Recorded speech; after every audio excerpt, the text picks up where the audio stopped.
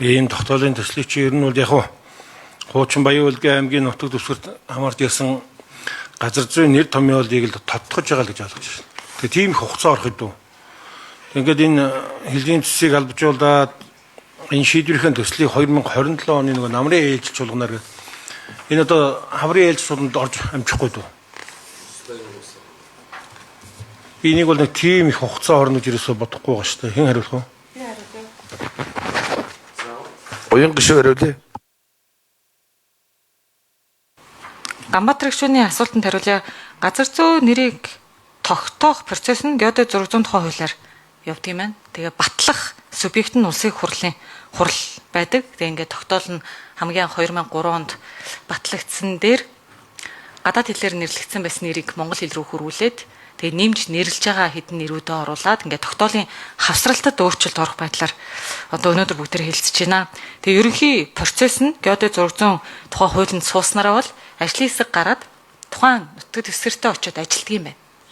Тэгээ хэрэг ажиллаар нэрийг нь баталгаажуулаад нутгийн иргэдтэй уулзаад ингэж явсараа байгаад тухайн сумаас нь аймаг руугаа иргэдийн төлөөлөгчдийн хуралдаа нэрүүдээ явуулаад дараа нь иргэдийн төлөөлөгчдийн хурал нь бүх аймгийнхаа хэмжээний нэрсүүдээ авч үзээд тэгээд тэр нь өөрсдөө тогтоолоороо баталгаажаад тэгээ газар зохион байгуулалт геодез 600 газарт ирүүлснийхэн дараа засгаар ороод дараа нь засгаасаа их хурал руу өргөн баригдсан байгаа процесс. Тэгэхээр 2022-23 онд хийгдсэн ажлууд нь өнөөдөр ингээ өргөн баригдаад 3 сард энэ оны 3 сард өргөн баригдаад бид нэр тогтоолын авсралтад нь одоо өөрчлөлт оруулж байгаа ийм л процесс юм байна. Тэгээд 2027 ондоо багтаагаад ер нь зарим аймагуудад бүхэлдээ энэ удаад бас Баян-Улгийн аймгийн бүх сумдууд хамрагдаж чадаагүй.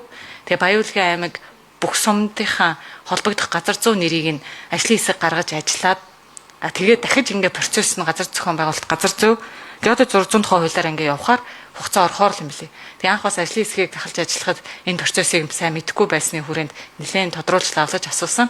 Тэгээ бас энэ газар зүй нэрийг оноож монгол хэл рүү хөрвүүлэх явцад монгол туваачуудын нийгэмлэгээс ажлын хэсэгт хандаж уулздаг зохион байгуулсан байгаа. Тэгээ яг энэ орчуулж хэрэглэхдээ яг одоо тухайн нийгэмлэгүүдтэй бас хамтарч ажиллах ажлууд их гардаг юм байна.